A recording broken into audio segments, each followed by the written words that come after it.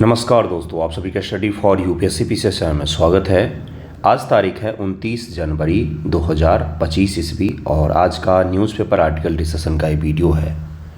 सुबह सुबह जैसे ही आँख खुली, न्यूज़ देखा, बिल्कुल ही मूड ऑफ हो गया, किसी का भी हो जाएगा। कुंभ मेला में भगदड़ के कारण कई सारे लोगों की जान चली गई है। स्थिति कियोस का हो गया है। मौनी अमावस्या है, बहुत सारे लोग स्नान करने हुए आए हुए थे। भगदड़ के कारण सुबह सुबह न्यूज़ आया है कि कई सारे लोगों की मृत्यु हो गई है। खैर, संवेदना ही हम प्रकट कर सकते हैं और इतने बड़े मनुष्य का जब आयोजन होता है तो उसमें इस तरह की घटनाएं पहले बहुत बार होती थी। इस बार का इंतज़ाम अच्छा था, पता नहीं किस कारण से हुआ है। जैसे जो न्यूज़ आएगा आपको बताऊंगा। देखिए, आज का हेडलाइन क्या है। हेडलाइन है कि असर का रिपोर्ट आया है। और असर एक संस्था है, एक एनजीओ है जो हर साल एक रिपोर्ट जारी करती है एनुअल तौर पर भारत में बच्चों के एजुकेशन से जुड़ा हुआ, कि बच्चों के एजुकेशन को लेकर किस तरह की प्रगति है भारत में या किस तरह की कमी देखी जा रही, डाउनफॉल देखा जा रहा है। ये रिपोर्ट बड़ा ही सकारात्मक है इस बार। इसमें ये कहा गया है कि काफ़ी अच्छा गेन किया है भारत के स्कूल के बच्चों ने। सरकारी स्कूल की इन्होंने तारीफ़ की है। इन्होंने बोला है कि सरकारी स्कूल के जो बच्चे हैं उन्होंने काफ़ी अच्छा परफॉर्म किया है। अब वो पढ़ने में मतलब रीडिंग और मैथ्स लर्निंग लेवल में उनका सुधार हुआ है। क्लास 3 के बच्चे, क्लास 3 के बच्चे क्लास 2 के टेक्स्ट बुक को आसानी से पढ़ पा रहे हैं। कई सारे आंकड़े भी हम लोग देखेंगे। इसमें ये भी बताया है कि क्लास 3 के बच्चे, क्लास 2 के बच्चे ऐसे जो सब्सट्रैक्शन कर पाते हैं, जोड़ घटाव गुना भाग की प्रक्रिया कर पाते हैं, उनकी भी संख्या में इजाफा हुआ है। इन्होंने बोला है कि जिस तरह से कोविड के पश्चात, कोविड के कारण से लर्निंग और मैथ्स के हैबिट में कमी आ गई थी, इसमें सीखने की क्षमता कम हो गई थी बच्चों की, वो न्यू एजुकेशन पॉलिसी, ध्यान से सुनिएगा, NEP 2020 जिसे जब लागू किया गया तो न्यू एजुकेशन पॉलिसी का बच्चों के आउटकम में सुधार देखा गया है। शब्दावली को ध्यान दीजिएगा, आपसे एग्जाम में क्या पूछा जाएगा। हो सकता है पूछ ले कि असर 2024 का जो रिपोर्ट है इसके मुख्य तथ्यों को लिखिए, किस तरह के इसमें सुधार देखे गए हैं, इसको लिखने के लिए आपके बोला जा सकता है। या आपको बोला जा सकता है कि न्यू एजुकेशन पॉलिसी जिससे जुड़ा हुआ सवाल अभी तक बीपीएससी मेंस में नहीं पूछा गया है।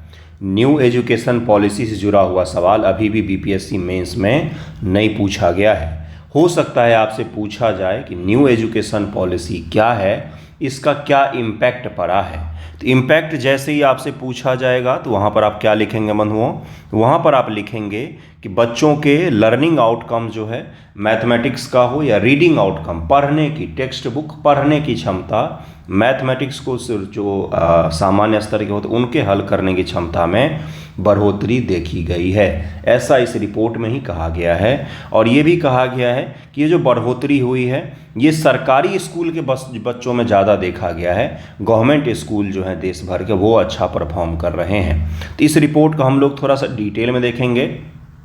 उसके पश्चात हम लोग देखेंगे कि चाइना में न्यूक्लियर फ्यूजन रिसर्च सेंटर नाभिकीय संलयन का अभिक्रिया कहा जाता है बंधुओं। नाभिकीय विखंडन भी होता है जिसको क्या कहा जाता है, फीजन कहा जाता है। न्यूक्लियर फीजन यानी कि इसमें न्यूक्लियर डिवाइड होते हैं। ये परमाणु बम जो आप सुनते हैं उसमें इसका उपयोग होता है। और नाभिकीय संलयन, जो सन आप देखते हैं, सूर्य पर नाभिकीय संलयन की प्रक्रिया होती है। आपने न्यूज़ में देखा होगा कि चीन बना रहा है आर्टिफिशियल सन। तो आर्टिफिशियल सन का तात्पर्य ये थोड़ी ना है कि बहुत बड़ा चमकता हुआ सा तारा बना रहा है, नहीं। आर्टिफिशियल सन का तात्पर्य है एक टोकामक मशीन, क्या कहा जाता है इसको, टोकामक मशीन कहा जाता है। इसका उपयोग किया जाता है जहाँ पर नाभिकीय संलयन, न्यूक्लियर फ्यूजन की अभिक्रिया के द्वारा एनर्जी प्रोड्यूस किया जा सकता है। हालांकि रॉयटर्स के इस रिपोर्ट में, रॉयटर्स जो है उसने अपने इस रिपोर्ट में ये भी बोला है कि हो सकता है इसका वेपनाइजेशन किया जा रहा हो। वेपन या एनर्जी, उसने जो शब्द लिखा है वही मैं आपको बोल दूंगा। इसने बोला है कि weapon design and work exploring power generation, दोनों काम के लिए इसका उपयोग हो सकता है। नाभिकीय संलयन अभिक्रिया को भी हम लोग देखेंगे। एक बीमारी है जो फैल रही है, वो नर्वस सिस्टम से जुड़ी हुई बीमारी है जो पहले पुणे में फैली। कल मैंने इस टॉपिक को आज के लिए रखा था और उसके बाद से पश्चिम बंगाल में भी अब 2-3 केस देखे गए हैं। ये आपके नर्वस सिस्टम को प्रभावित कर सकता है। इस बीमारी के बारे में भी हम लोग पढ़ेंगे। एक एक करके टॉपिक शुरू करते हैं। पहले असर को देख लेते हैं बंधुओं, फिर हम लोग आगे बढ़ेंगे। एक और छोटा सा न्यूज़ है हेडलाइन में, जिसको कवर कर लेते हैं। मोदी जी जाएंगे फरवरी में अमेरिका की यात्रा। ठीक है, ये तो जब उस समय जाएंगे तब हम देख लेंगे। लेकिन यहाँ पर देखिए क्या है, लेट द गेम बिगिन, मतलब कि प्रधानमंत्री मोदी जी ने उत्तराखंड में चीफ गेस्ट थे प्रधानमंत्री मोदी जी, और 38वां राष्ट्रीय खेल 38th नेशनल गेम्स का उद्घाटन कहाँ पर, देहरादून में किया है, जिसमें 10,000 एथलीट भाग लेंगे। 10,000 एथलीट भाग लेंगे। कहाँ पर हो रहा है ये, तो ये हो रहा है 38 कहाँ पर हो रहा है, तो देहरादून में हो रहा है, उत्तराखंड में हो रहा है। 37 कहाँ पर हुआ था, तो ये गोवा में हुआ था। ये भी ध्यान में रखिएगा। नेशनल गेम्स के बारे में मैंने पहले बताया है, होने दीजिए, इसके आउटकम को भी पढ़ेंगे और इस गेम को एक दिन हम लोग डिटेल में बैठ के कवर कर लेंगे, जिससे इससे अगर मेंस एग्जामिनेशन में सवाल पूछा जाए तो आप कर सकें। क्यों मेन से पूछा जा सकता है, जब भी किसी भी प्रक्रिया में प्रधानमंत्री जी, राष्ट्रपति जी, राज्य के सीएम या राज्यपाल इन्वॉल्व हो जाएं, ये 4 व्यक्ति अगर इन्वॉल्व हो जाएं, एक 5वें भी जोड़ लीजिए CJI, उस कोई भी इवेंट हो, छोटा से छोटा इवेंट हो, बड़ा से बड़ा इवेंट हो, छोटा से छोटा प्रोग्राम हो, कुछ भी हो, उसको कभी भी मत छोड़िएगा। जिनको मेंस देना है या जिनको पीटी देना है, दोनों की मैं बात कर रहा हूँ। राष्ट्रपति जी ने स्काउट जम्बूरिन में भाग लिया था राजस्थान में, और वो 68 BPSC के मेन से पूछ लिया गया। इसीलिए मैं आपको कह रहा हूँ कि कभी भी प्रधानमंत्री वगैरह भाग लेते हैं तो उसको कभी इग्नोर नहीं करना है, उसको पढ़ करके जाना है। तो गेम्स हम पढ़ेंगे, नेशनल गेम्स। फिलहाल हम असर का रिपोर्ट पढ़ते हैं। देखिए क्या है रिपोर्ट में बातें। असर 2024 है, ये 2024 हर साल जनवरी महीने में रिलीज होता है। कब होता है बंधुओं, जनवरी महीने में। आप देखेंगे कि पिछले साल भी जनवरी में रिलीज हुआ था, इस साल भी जनवरी में ही आता है। ASER इसका फुल फॉर्म कुछ और होता है, ये असर है। क्या है ये, असर फुल फॉर्म होता है annual status of education report. क्या होता है, annual status of education report, यही होता है। ठीक ना, यही होता है असर का फुल फॉर्म, यही होता है। तो असर इसको बोल दिया जाता है ASER, वैसे इसका क्या है तो फुल फॉर्म होगा।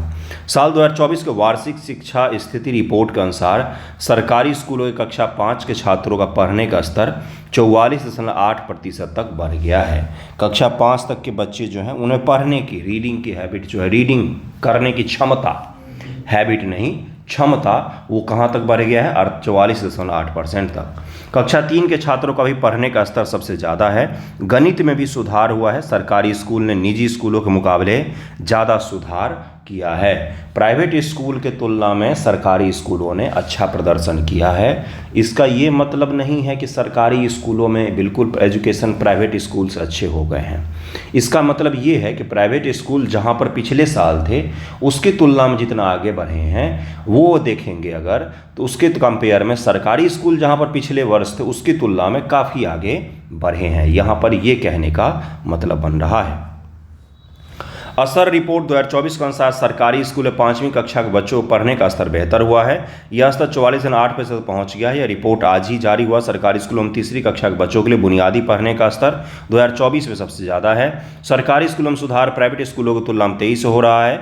जब हम छोटी कक्षाओं के बच्चों गणित के स्तर की बात करते हैं तो सरकारी और प्राइवेट दोनों ही स्कूलों में काफ़ी सुधार देखने को मिला है। यह स्तर पिछले 1 दशक में सबसे ऊँचा है, यानी कि हमारे देश का एजुकेशन सिस्टम।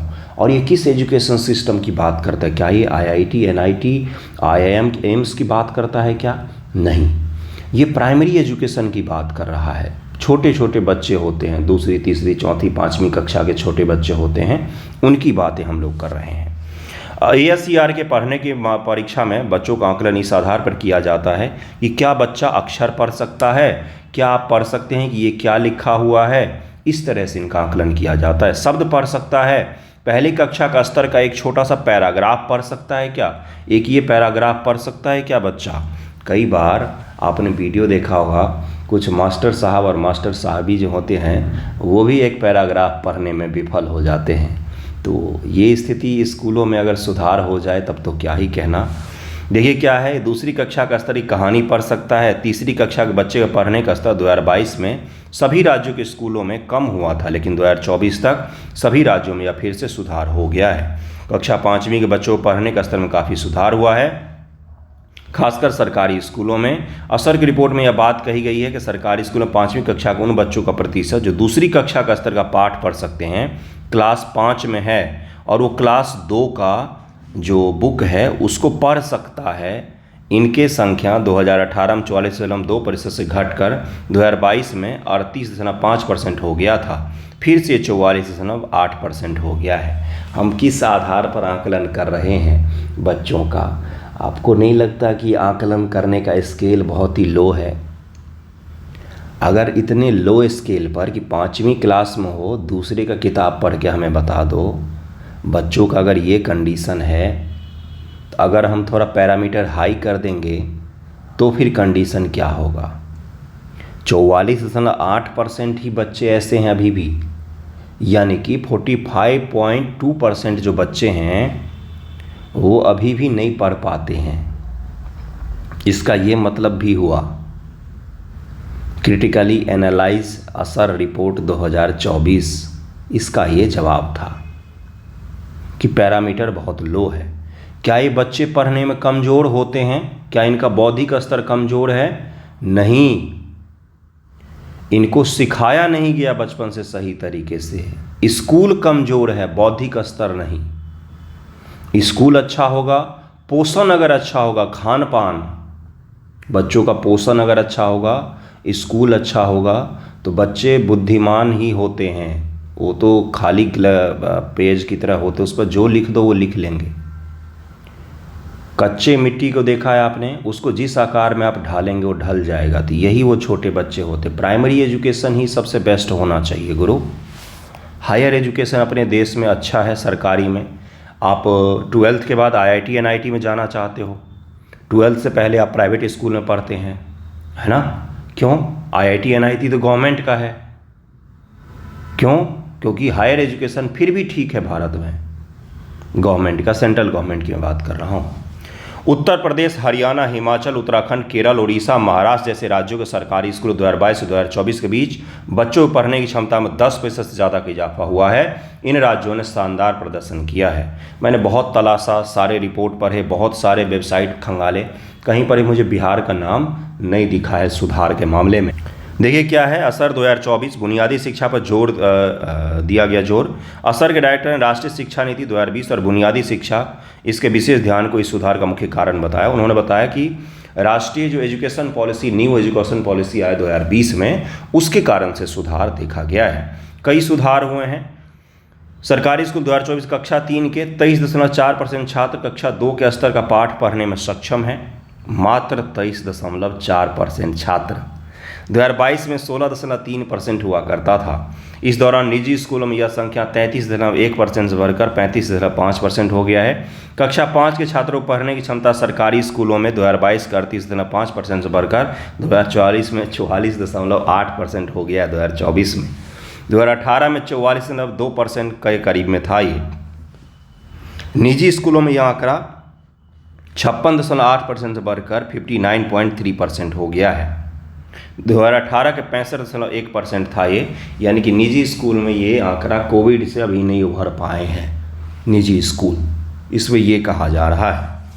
बच्चों के बीच स्मार्टफोन का बढ़ा है उपयोग। बच्चों के बीच में स्मार्टफोन का उपयोग बढ़ गया है। काफ़ी सारे बच्चे पढ़ने के लिए भी, बाकी तो रील देखने के लिए, नौटंकी करने के लिए इसका उपयोग कर रहे होते हैं। माँ बाप ही उनको पकड़ा देते हैं फ़ोन, बच्चों की कोई गलती नहीं है। अपना झंझट छुड़वाने के लिए कि बच्चों के साथ कौन समय व्यतीत करे, उसको फ़ोन पकड़ा के बिठा दो, और इसका असर उसके दिमाग पर होता है, कैलकुलेटिंग क्षमता पर होता है। बिल्कुल सही सुन रहे हैं आप। रिपोर्ट में कई प्रकार की जानकारी दी गई है, जिसमें सोशल मीडिया, स्मार्टफोन भी शामिल है। असर 2024 की रिपोर्ट के मुताबिक भारत में 14 से 16 वर्ष की उम्र में 82.2% बच्चे स्मार्टफोन का उपयोग करना जानते हैं। 82% बच्चे स्मार्टफोन उपयोग करना जानते हैं, लेकिन 23% ही बच्चे किताब पढ़ना जानते हैं। है ना मज़ेदार? मज़ेदार है ना? ये 82% क्यों हुआ? मैं थोड़ा सा आपको एक चीज़ बताऊं। एक नया बीमारी क्या बोलें, समस्या देखी गई है बच्चों में, जिसको क्या कहा जाता है पता है आपको? सुनिएगा ध्यान से, आपसे पूछा जा सकता है, सोशल इशू है ये आजकल का। इसको कहा जाता है डिजिटल डिसलेक्सिया। बिल्कुल सही सुन। क्या होता है ये? बच्चे डिजिटली जो चीज़ें उनको इंस्ट्रक्शन दे रहे हैं उसी पर निर्भर हो जाते हैं। वो आपकी बात को नहीं सुनेंगे, लेकिन स्मार्टफोन से कोई चीज़ निकल के आ रहा है उसको तुरंत कैच कर लेंगे, सुन लेंगे।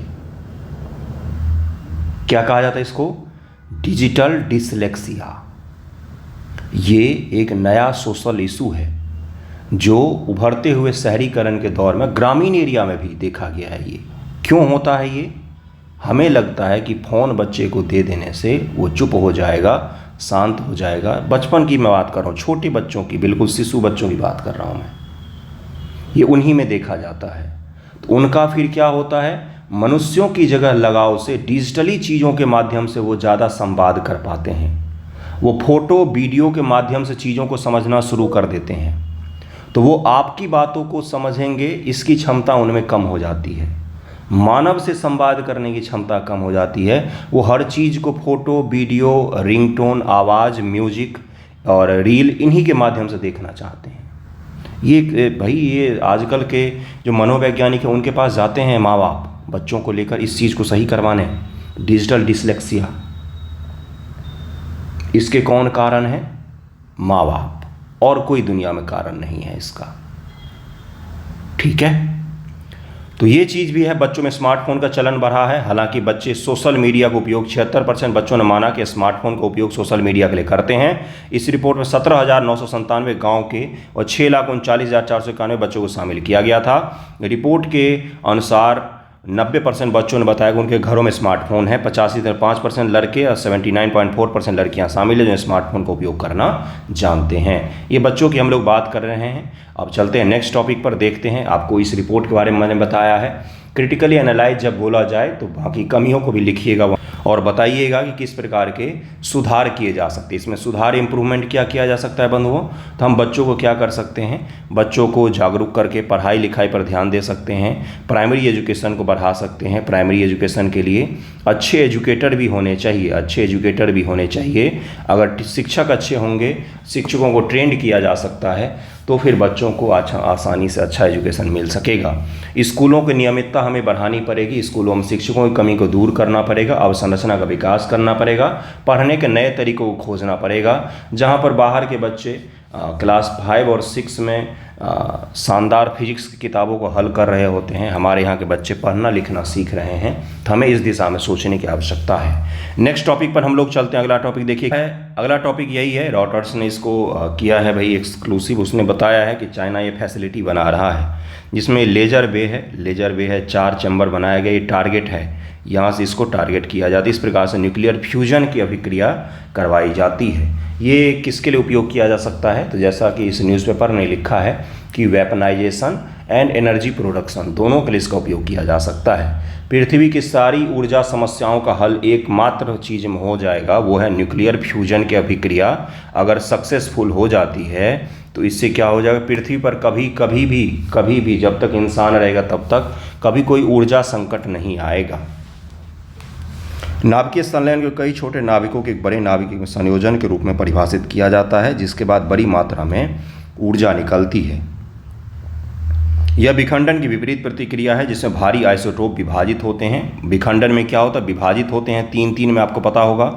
और संलयन में क्या होता है? जुड़ते जाते हैं। संलयन वह प्रक्रिया है जो सूर्य के लिए ऊर्जा का स्रोत है, असीम और स्वच्छ ऊर्जा स्रोत प्रदान कर सकती है। सूर्य जो है वहाँ पर सभी तारे जो भी आपको दिखते हैं वहाँ पर नाभिकीय संलयन न्यूक्लियर फ्यूजन की ही प्रक्रिया होती है। फ्यूजन जो होता है विभाजन होता है। परमाणु बम जो बनता है, हिरोशिमा नागासाकी वाला परमाणु बम, तो उसमें न्यूक्लियर फ्यूजन की प्रक्रिया देखी जाती है। सूरज में अत्यधिक गुरुत्वाकर्षण द्वारा उत्पन्न अत्यधिक दबाव संलयन की स्थिति पैदा करता है। संलयन अभिक्रियाएं प्लाज्मा नामक पदार्थ की अवस्था में होती है।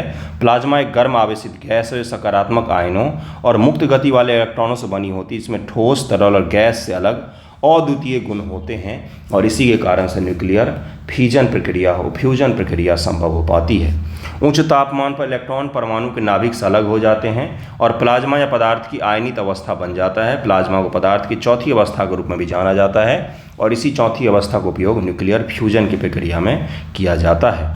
प्रक्रिया से भी ज़्यादा आपसे क्या पूछा जाएगा? प्रक्रिया आपसे नहीं पूछा जाता है।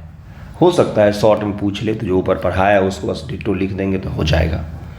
इतना भी लिख देंगे ना कि न्यूक्लियर फ्यूजन में क्या होता है, डिवाइड होते हैं आइसोटोप्स, इसमें क्या होता है, जुड़ते हैं।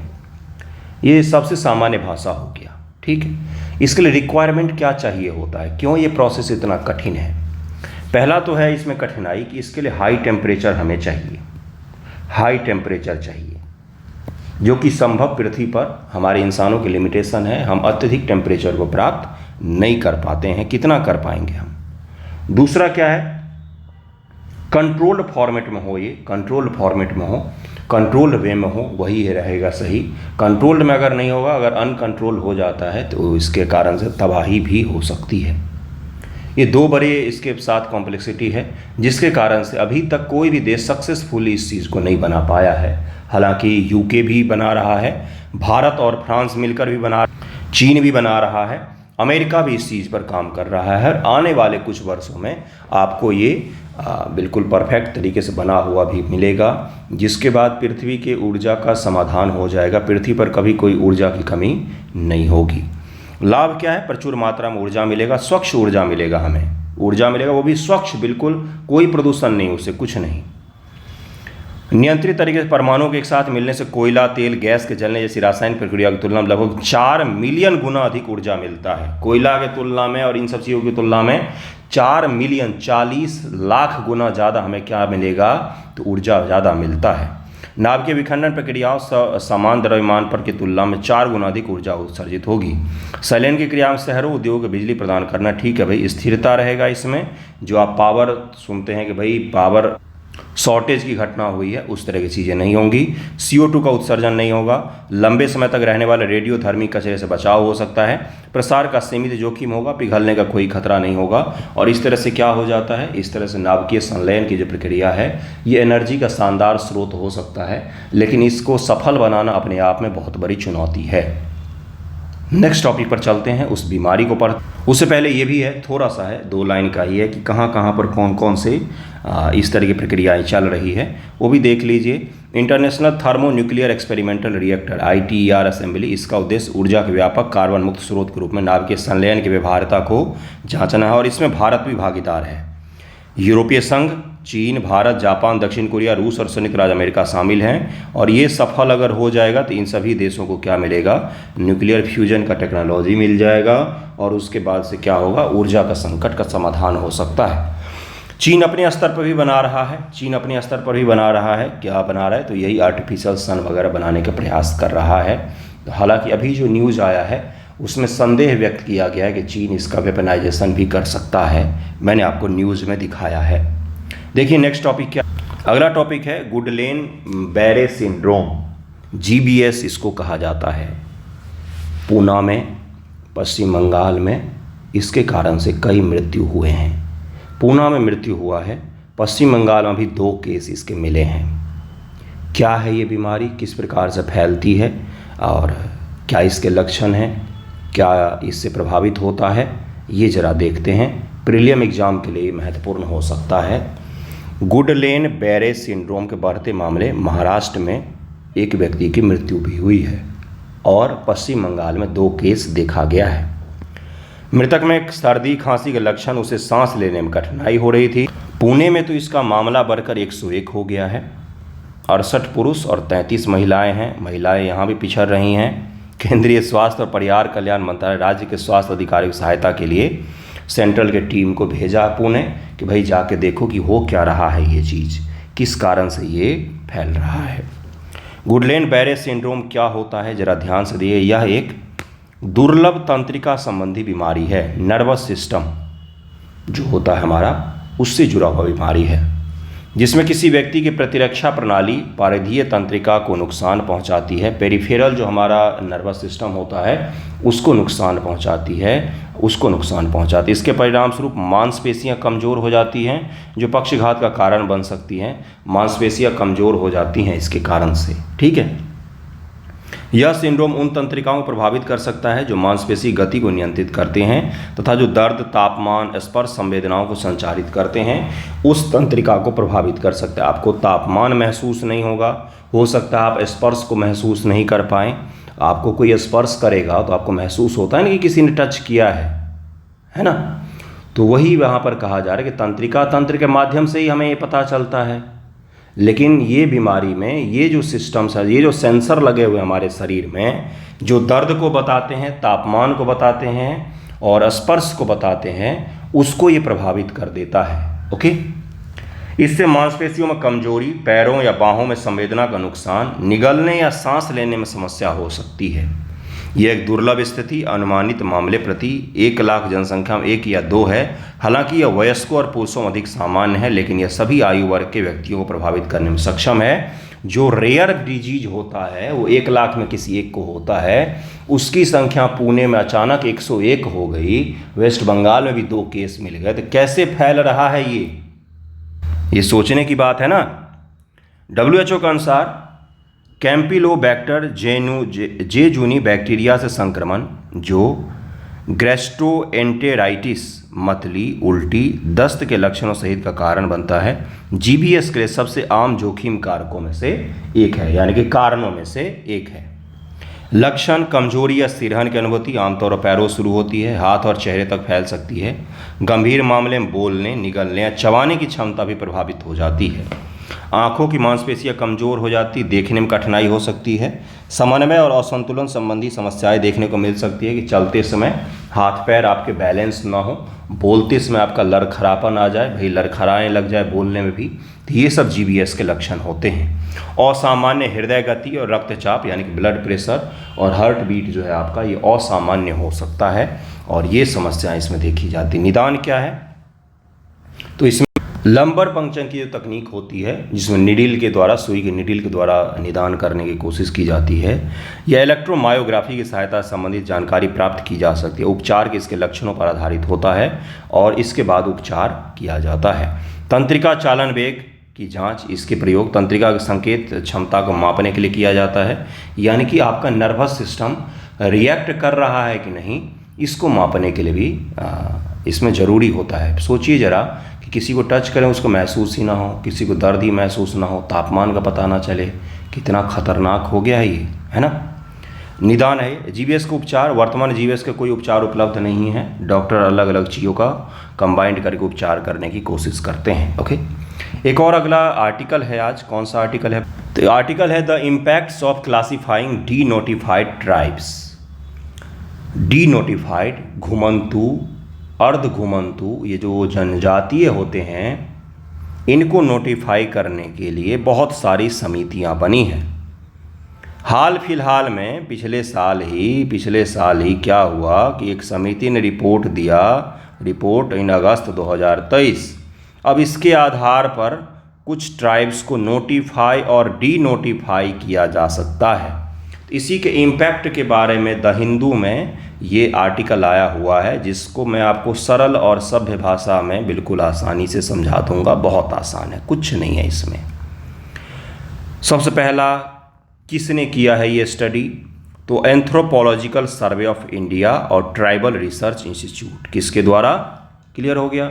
Anthropological survey of India Bharat सरकार की संस्थाएं हैं और ट्राइबल रिसर्च इंस्टीट्यूट के द्वारा किया गया है। पहली चीज़ तो ये क्लियर हो गया, ये चीज़ क्लियर हो गया होगा। क्यों किया गया है? तो देश में कई सारे ऐसे जनजाति हैं, ऐसे समूह वर्ग हैं जिनका अभी भी नोटिफाई नहीं किया गया है। उनको सेमी नोमैडिक ट्राइब हैं। किस प्रकार के जनजाति हैं ये? घुमंतु हैं, अर्ध घुमंतु हैं, क्या हैं ये?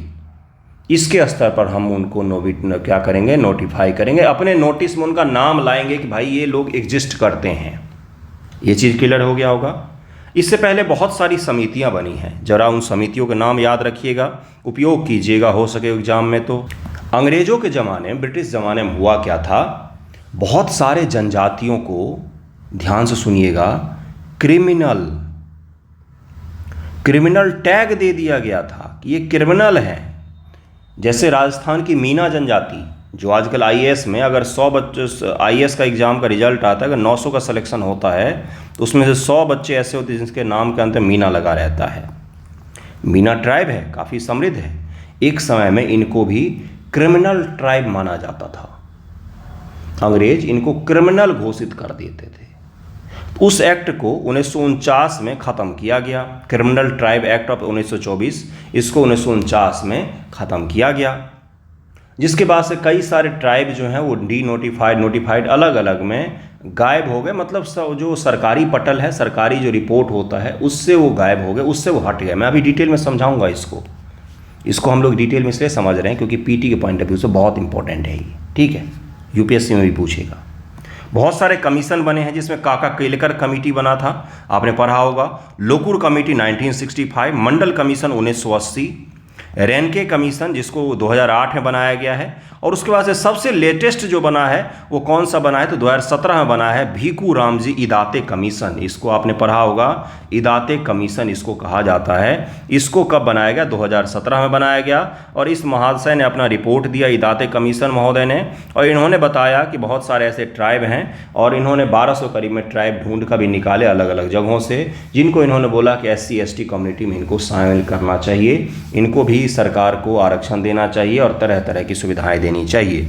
अगर हम लोग इम्पैक्ट की बात करें तो सबसे ज़्यादा जो इस द हिंदू के इस आर्टिकल में बात किया गया, पॉलिटिकल इम्पैक्ट की बात की गई है, जिसमें ये बताया गया है कि ST कम्युनिटी में अगर ज़्यादा लोग शामिल हो जाएंगे तो वर्तमान में जो ST कम्युनिटी है उनके लिए यहाँ पर रहना काफ़ी मुश्किल होगा। क्यों होगा मुश्किल? क्योंकि एक ही जॉब के लिए ज़्यादा लोग पार्टिसिपेट करेंगे तो हो सकता है कंपटीशन बढ़ जाए। जरा इसको हम लोग डिटेल में भी समझते हैं, इदाते कमेटी के रिकमेंडेशन को समझते हैं कि क्या बोला गया है, और नोटिफाइड ट्राइब्स क्या होते हैं, जरा इसको सरल भाषा में परिभाषित करके समझ लेते हैं। देखिए यहाँ पर भी यही लिखा हुआ है, denotified tribes also known as विमुक्त जाति। क्या कहा जाता है इनको? विमुक्त जाति are the tribes that were originally listed as criminal tribes and erected to the systematic commission of non bailable offence. बेचारों को सजा दे दिया जाता था छोटी छोटी चीज़ों के लिए, जन्मजात आपको अपराधी घोषित कर दिया जाए, समझिए जरा। और अभी क्या है, ये ऐसे समुदाय होते हैं जो सबसे सुभेद्य और वंचित होते हैं। भारत सरकार के अनुसार जो सबसे पिछड़े और सबसे ज़्यादा वंचित लोग हैं उनको हम इस तरह का नाम दे देते हैं, जिसमें विमुक्त, खानाबदोश, अर्ध घुमंतु यानी कि विशिष्ट मौसम में घुमंतु होते हैं, बाकी समय एक जगह पर रहते हैं, अर्ध घुमंतु और घुमंतु लोग शामिल होते हैं। विमुक्त ऐसे समुदाय हैं जिन्हें ब्रिटिश शासन के दौरान 1871 के आपराधिक जनजाति अधिनियम से शुरू होने वाली कानूनों की श्रृंखला के तहत में जन्मजात अपराधी के रूप में अधिसूचित किया गया था। इस अधिनियम को स्वतंत्र भारत सरकार द्वारा वर्ष 1952 में निरस्त कर दिया गया और इस समुदाय को विमुक्त कर दिया गया। इनमें से कुछ समुदाय जिन्हें विमुक्त के रूप में सूचीबद्ध किया गया था वो भी खानाबदोश थे। खानाबदोश और अर्ध घुमंतु समुदाय को उन लोगों के रूप में परिभाषित किया जाता है जो हर समय एक ही स्थान पर रहने के बजाय एक स्थान से दूसरे स्थान का भ्रमण करते रहते हैं। हम जब मिडिल स्कूल में पढ़ते थे तो उस समय विशिष्ट मौसमों में, जैसे कि ठंड के मौसमों में देखते थे कि कहीं से कुछ घूमने फिरने वाले लोग आकर गांव के तालाब के किनारे बस जाते थे, 1-2 महीना रहते थे और फिर चले जाते थे। गांव में मांग के खाते थे और फिर चले जाते थे। आपने भी शायद देखा होगा। तो इस तरह के घुमंतु लोग होते हैं, है ना। ऐतिहासिक रूप से घुमंतु जनजाति और गैर अधिसूचित जनजातियों को कभी निजी भूमि या घर के स्वामित्व तक पहुंच नहीं थी। कभी भी इनका निजी भूमि नहीं होता, घर नहीं होता, अस्थायी निवास नहीं होता है। जबकि अधिकांश विमुक्त समुदाय SC, ST और OBC श्रेणियों में वितरित हैं, वहीं कुछ विमुक्त समुदाय SC, ST और OBC श्रेणियों में किसी में भी शामिल नहीं है। आपसे ये पूछा जा सकता है घुमंतु समुदाय केवल ST समुदाय के भाग होते हैं? नहीं, वो OBC का भी हो सकते हैं, वो SC का भी हो सकते हैं, ST का भी हो सकते हैं। यही तो इसका पॉलिटिकल इम्प्लीकेशंस है ना, कि जब इतने सारे समुदाय और शामिल हो जाएंगे आरक्षित वर्ग में तो आरक्षण के लिए और भी क्या हो जाएगा, कठिन हो जाएगा। हो सकता है इसके दायरे को बढ़ाना पड़ जाए। आज़ादी के बाद गठित कई आयोग समितियों ने इस समुदाय की समस्या को उल्लेख किया, जिसमें कालेकर समिति मैंने बताया, रेनके कमेटी बताया आपको, और हाल फिलहाल के इदाते कमेटी की हमने बात की, मंडल कमीशन की भी चर्चा की हमने। इनमें संयुक्त प्रांत उत्तर प्रदेश में गठित अपराधी जनजातीय समिति 1947 भी शामिल है। 1949 की अनंत सैनम अयंगर समिति भी है, काका कालेकर समिति है, 1980 बीपी मंडल कमेटी है और संविधान कामकाज की समीक्षा है तो राष्ट्रीय आयोग ने भी माना कि विमुक्त समुदायों को अपराध प्रवण के रूप में गलत तरीके से कलंकित किया गया है। कोई जन्मजात अपराधी कैसे हो सकता है? अगर वो हमसे अलग है तो उसको अपराधी कैसे कह सकते हैं हम? कोई हमसे अलग है इसका मतलब ये नहीं है कि वो बुरा है। ये मैं आपको भी कह रहा हूँ। आप जैसे कपड़े पहनते हैं, कोई अगर वैसा नहीं पहन रहा है तो बुरा नहीं हो गया। आप जिस प्रकार का हेयर रखते हैं, जिस प्रकार का खाना खाते हैं, जिस प्रकार के देवी देवताओं का पूजा करते हैं, अगर कोई उसका नहीं कर रहा है तो बुरा नहीं हो गया। हमारे एनसीईआरटी का क्या नाम होता है? समझिएगा, क्या नाम होता है? हमारी संस्कृति। इसका ये नाम क्यों नहीं होता मेरी संस्कृति? हम है यहाँ पर लिखा हुआ, हम से हमारी, यानी कि डिफरेंट हो सकता है। कल्चर, रहन सहन, भारत की यही खासियत है। इतनी भाषाएं, इतनी विविधता है भारत में और एक दूसरे को कोई बुरा नहीं बोलता है, सबको एक्सेप्ट किया जाता है हमारे समाज में। पश्चिमी देशों में ये चीज़ कम देखने को हमें मिलता है। नॉर्थ ईस्ट के जनजातीय लोगों में भी ये कम देखने को मिलता है। नॉर्थ ईस्ट के लोग, आप अगर पाताल लोक सीजन 2 देखेंगे तो उसमें भी आपको ये दिखेगा, वो ये तो चाहते हैं कि दिल्ली, बम्बई, कलकत्ता में उनको नस्ल भेद का शिकार नहीं हो, बिल्कुल नहीं होना चाहिए। लेकिन अगर आप नागालैंड जाएंगे तो आपको इनर लाइन परमिट चाहिए, वहाँ पर वो आपको बाहरी के रूप में देखेंगे। तो समस्याएं तो सभी जगहों पर हैं, है ना। चलिए आ जाइए। एनसीआरडब्ल्यूसी की स्थापना न्यायमूर्ति एमएन वेंकटचलैया की अध्यक्षता में हुआ था और एक अनुमान के अनुसार दक्षिण एशिया विश्व की सबसे बड़ी यायावर खानाबदोश आबादी नोमैडिक पॉपुलेशन निवास करती है। भारत में लगभग 10% आबादी विमुक्त और खानाबदोश है, जबकि विमुक्त जनजातियों की संख्या लगभग 150 है। खानाबदोश जनजातियों की संख्या 500 विभिन्न समुदायों में शामिल है। अब यही बोला गया है कि ये जो बहुत सारे नोटिफाइड और डीनोटिफाइड ट्राइब का सर्वे किया गया है, एंथ्रोपोलॉजिकल सर्वे ऑफ इंडिया और ट्राइबल रिसर्च इंस्टीट्यूट के द्वारा जो किया गया है, इसमें ये बताया गया है कि बहुत सारे ऐसे जनजाति हैं जिनको हमें मुख्य धारा में शामिल करने के लिए आरक्षित कैटेगरी के तहत उनको लाया जाएगा और उनको सरकार के तहत जो योजनाएं बनती हैं उसमें भी उनको पार्टिसिपेट करवाया जाएगा। तो आज का वीडियो यहीं पर एंड करते हैं। आई होप आप कुछ सीख रहे होंगे। पढ़िएगा अच्छे से, सीखिएगा अच्छे से। थैंक यू सो मच आप सभी का।